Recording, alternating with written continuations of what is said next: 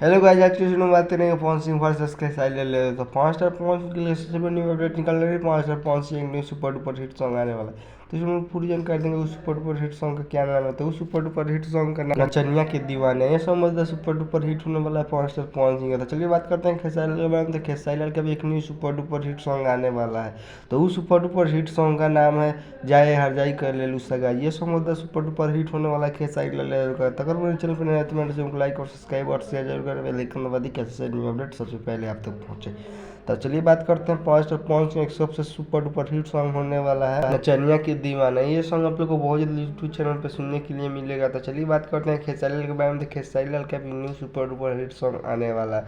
तो उस super duper hit song का नाम है जाए हर जाई कर ले लू सगाई।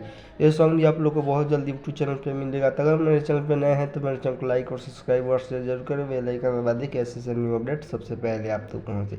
तो चलिए मिलते हैं न्यू अगले अपडेट के साथ, तब तक इतना ही।